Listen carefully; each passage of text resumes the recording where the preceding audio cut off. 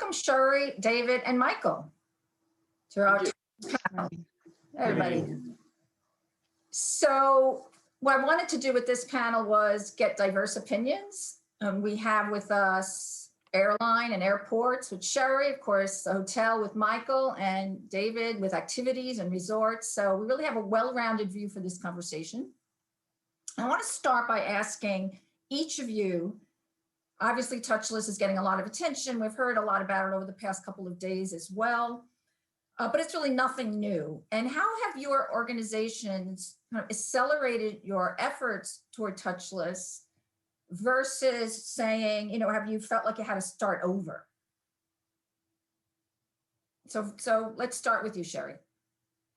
Yeah, so SITA, we serve airlines and airports globally around the world. We represent about 450 different airports, and we're very technology oriented. So I think our strategy has remained really consistent, but the messaging has changed. So we've always been about, in our passenger processing side, how we help travelers have a more efficient experience, less contact, remove paper in the process. And now that's also become about low touch, no touch. How do we eliminate contact, eliminate those paper processes? And you, rather than an emphasis around security, is more around safety and sanitation and the benefits that that has for travelers and staff alike. And then on the operational side is, of course, how do we do more with data? How do we accelerate the adoption of data so that we can help airlines and airports do more with less? They have less staff right now, less travelers right now. So how can we accelerate that transition to the more digitized experience today? Great. David, how about with you? I mean, it's always been kind of your mantra. Yeah, I mean, this our with COVID, I mean, it just kind of accelerated everything for us. I mean, we've been building a touchless, contactless, payment solution, servicing the niche of beaches and pools at hotels across the world now for 5 years.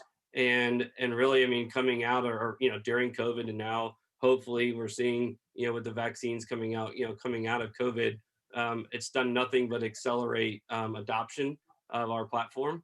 We've been signing, hotels and large resort customers faster than ever, because I think all of them, took a step back and started looking for, solutions that were in the marketplace that already existed. We had been in talks with hotel customers that had talked about building a solution like ours, or, we already have a team on that and they're building that, they were going to build it themselves. They don't have that opportunity now. They didn't have the time to go and do it. Instead of, them building something over the next 18 months or 2 years that might work, they had to find a solution instantly. And fortunately, in a lot of cases, that's been us. Yeah, and Michael, for citizenM, I mean, again, same thing. I mean, you've always had, you built these hotels all kind of around technology. And, are you accelerating those efforts, or are you thinking very differently now? No, I think that there's a huge shift to digital, and there is a new demand, obviously, whereby the guest would like the touchless and wants to have control over as many tasks and chores that we normally take care of for the guest. I think, however, that where some industries are far ahead with their technology, we as an industry are unfortunately still far behind. And it still takes technology to be able to serve digital. And that golden profile needs to be squeaky clean. And so we have spent a lot of time and effort on that. We have great middleware providing that opportunity for us. So we're ahead of the curve and are able to give that touchless experience. But digital is definitely the way to go. And it allows a guest to be in control. And it's just for us to provide that service with care that makes the difference. So, but really, there's no such thing as touchless travel. And so, what are we striving for exactly?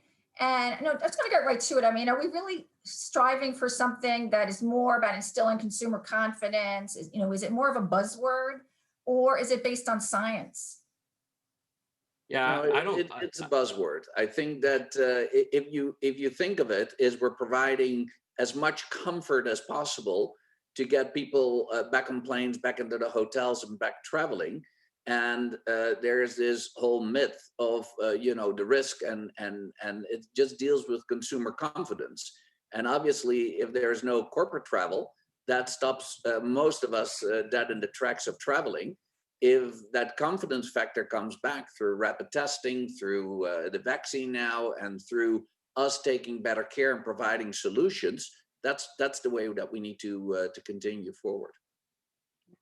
I think it's a word that helps create a visual representation of what it is that we're trying to convey or create, right? Like last year, our focus was around seamless or frictionless, right? How do we remove those handoffs, the disparate processes between, what an airline agent does at the front of the house versus what the TSA security person does versus what happens at boarding, because each of those are processes that are completely separate from the other. Each party pretends that the other never did anything. So they check your documents again, right? You have to show your boarding pass again. You have to show your passport again. But with the context of seamless or frictionless, it helps people visually understand the idea of how we're trying to eliminate those disparate handoffs. And now in 2020, it's about touchless.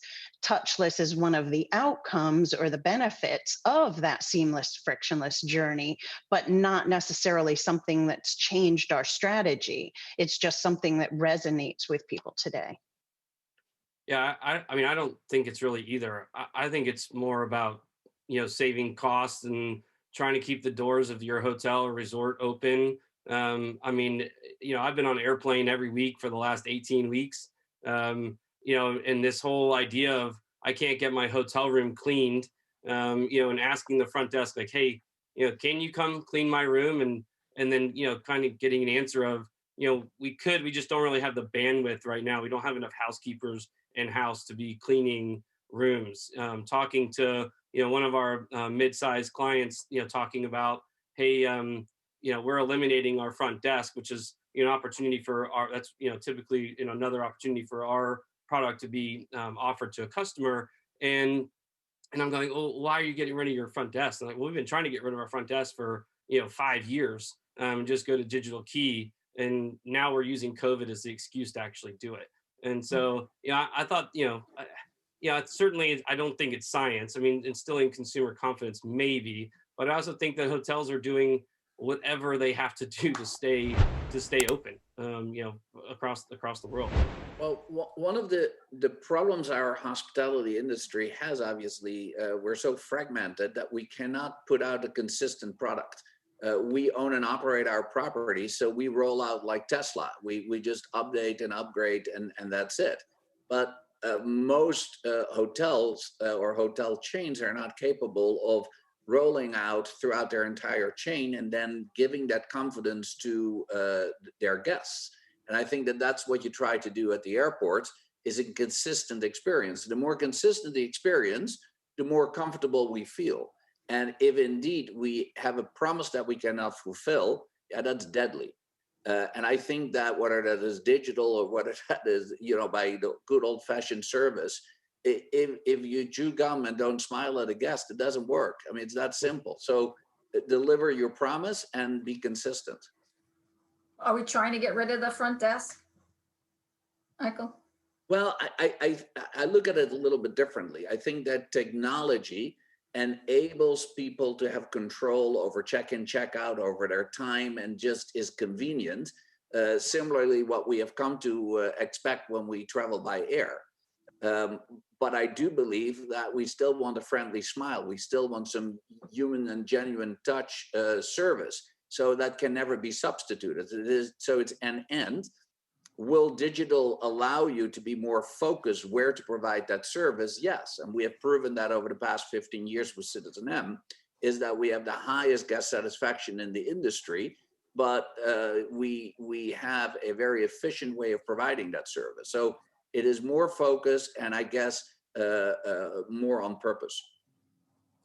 I just want to make sure we're concentrating on the right thing. And I have some Phocuswright research I would like to show.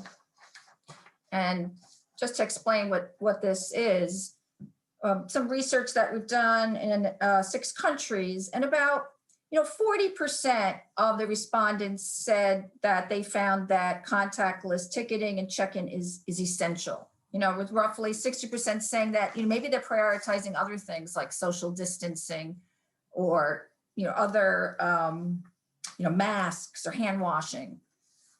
So is that kind of surprising to you? I think it's consistent with the research that we do. We do a lot of IT trend surveys around air travel.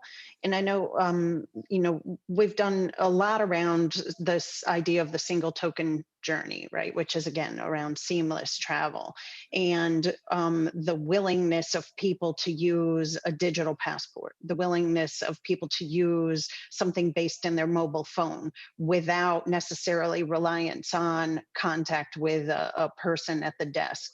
And consistently, where passengers have access to self-service options, where they can use a mobile check-in, where they can use a kiosk even, where they can use an e-gate to go through security, where they can use e-gates to board a plane, their satisfaction is consistently higher when they can do things independently for themselves. And the biggest pain points are the ones where they have to stand in line and wait, right? Where they don't know how long that process is going to take because they're at the mercy of either how quickly the agent completes their work with the person in front of them or, how quickly that person completes their task at the counter, if you will, and frees up that agent to be able to help the next person in line. So those are all areas I think that have shown us that people absolutely prefer self-service.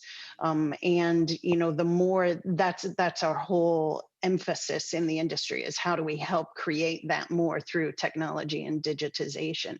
And as we start to think now about millennials and, the younger generation, I mean, my kids, they leave home without their paper boarding pass or their passport all day long, but they will never walk out the door without their phone. Mm-hmm. Right? And so, we have to start to think about that next generation and how they want us to deliver services as well, because that's how we're going to stay relevant for them. Otherwise, they'll find other ways. Yeah, I mean, if you have a line, you're dead to me, right? I mean, like that's. I mean, like it's 2020. I don't want to have to stand in line for anything. Even the TSA pre-check lines, during COVID still have pissed me off. I mean, I don't want to have to stand in line and wait for good service. I think it is mundane tasks that we have come accustomed that can be handled by our smartphones or by upstream getting things, accomplished is, come on, get it done already. So we want control over our time, and especially when it is simple transactions. And that is number one. But I do believe that there's still a service component and, there's still interaction need. So I always look at convenience on the one hand, facilitating, but also still having touch points because it's still about a human experience. Well, you have to balance hospitality with cleanliness and That's right. and luxury at that. So. Yeah, and it's about a personal touch, right? It is about interaction. So if we're not touched by the process, then it's not real to us. So you facilitate with technology and the basics should be done. That should not be, even a thought on your mind, but then it provides opportunity and time and interaction that makes the experience perfect. Yeah, and I don't think it has to be an either or. It's how you blend the two, right? Correct. So that you can deal with providing both experiences to the population that you serve. There are the people that want to go through quickly and never have to look up from their phone.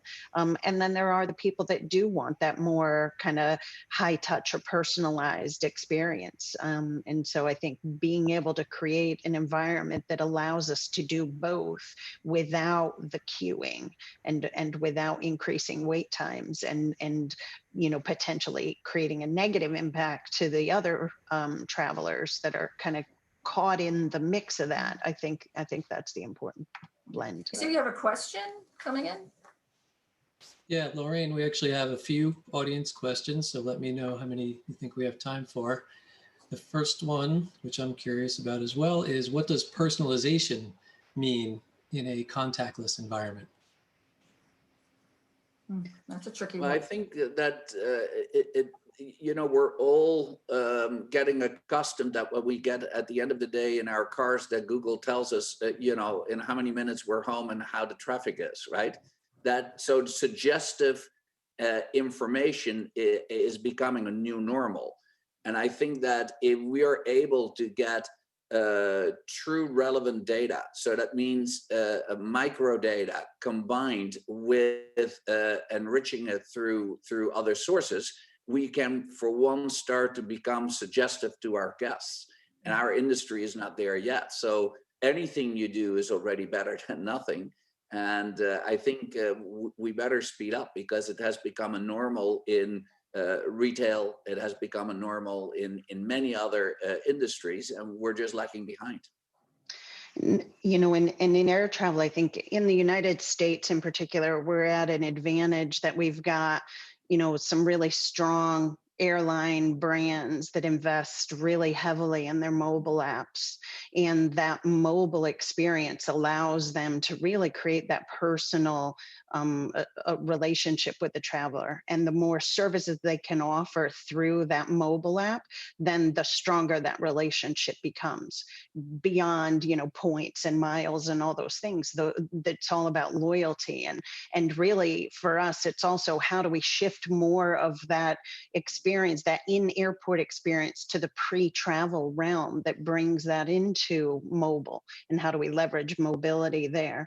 And then equally building on that is in the airport, how can we use things like biometrics to create personalized flight information displays? So if you can take advantage of that phone and the facial recognition algorithms, then you can help people have, instead of having to figure out on the list of 100 flights which one is theirs and how long it's going to take them to get to their gate, and do I have time to stop for a coffee, you can create a more personalized experience for them that says, oh, okay, I see you're booked on flight such and such, this is coming out of gate 25, you've got plenty of time, and Starbucks is on the way, would you like to place your order? So taking advantage of data again to create that experience, and it's very much about personalization.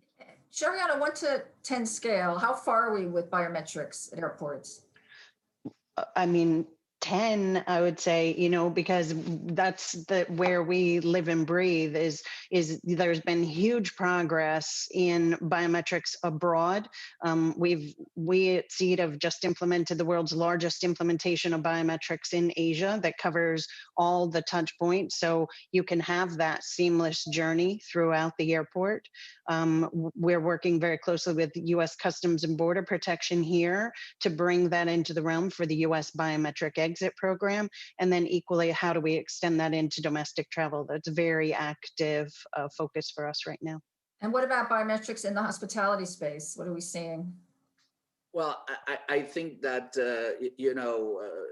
back in the days when we would call down for room service and they had the telephone link and they picked up with your name, it scared the living daylights out of you. Today, if we would use face recognition or anything, the guest is not accustomed to that yet. And I think the introduction in the airline industry is huge for us, because that will get it in more to a common realm. But we're ready. We can do a lot, but we just don't want to scare anybody, and we have to go slow with it. So the technology is there. Our willingness to really apply it is still is a little sketchy. We only have a few minutes left, but Michael, you said you had another question from the audience. Yes, yeah, we have one more. It's directed to Michael, but I think any of you could answer this. So the question was, is citizenM seeing business travelers coming back to their markets, and how are their new or evolved behaviors and needs different from leisure travelers, if at all? It'd be great to speak to that, talking about touchless in particular. Yeah, I think that if you look from the Far East to Europe to the States, you see that the severeness of lockdown or government control because of COVID, it has a direct impact on your corporate travel. And if it frees up a little bit, you see a little bit crawling back. with the staycations, you had from a leisure point of view a little bit more travel and domestic markets producing. But I think that you know, where normally we run in the 90s and percent occupancies and are accustomed to that, we're already happy if we crawl up a little bit. So we're hit hard, like the airline and like some other industries. So you know, although we see some spurs and some business come back from time to time, it can also be very quickly gone again because of restrictions. But I do believe that in Q1 and Q2, you will see that there is confidence coming back because of the vaccine, the rapid testing, and then slowly but surely we can at least start building to something that gives then again a curve of confidence, and hopefully that that shows the way back. Yeah. Who's going to pay for all this touchless technology? I mean, travel businesses are hurting right now. This is expensive tech. Yeah, I mean, we started over with our pricing model during COVID. I mean, talking to hoteliers, across the country, they didn't have employees, much less, wanting to invest, tens of thousands, sometimes hundreds of thousands of dollars into technology. So we didn't try to reinvent the wheel, but certainly went back and redid all of our pricing, to go back and present it to hoteliers, and a lot of them are now passing the fees on to the guest, so adding a convenience fee that's going to pay for the technology that they're instituting, and to be honest with you, consumers don't really feel it, in the hotels that we are now using that across hundreds of hotels in Florida in particular, and they the consumers aren't asking about it, they don't really see it. And the hotels are happy that they're getting state-of-the-art technology, and it's essentially costing them nothing. Lorraine, I would say that if you buy a car and you don't put gas in it, you don't move. So if we want to be in business and we do not go digital and live it, then it's not going to happen. So either you survive and do it, or you sink. It's that simple. And Sherry, you have the last word. Yeah, last year it was a story of how do we keep pace with the growth of the industry, double-digit growth, passengers. The problem was queuing because there were so many passengers. Now it's about social distancing and how do we maintain space. And I think it's also a big story about ROI. As now the industry has a great opportunity to slowly look at how to introduce these things more quickly than they planned, accelerate their strategy, and to do so in a way that helps them keep pace with that growth that's sure to return. Yep, absolutely. Looking forward to that return too. Sherry, David, Michael, thank you all so much. Thank you. Thank you.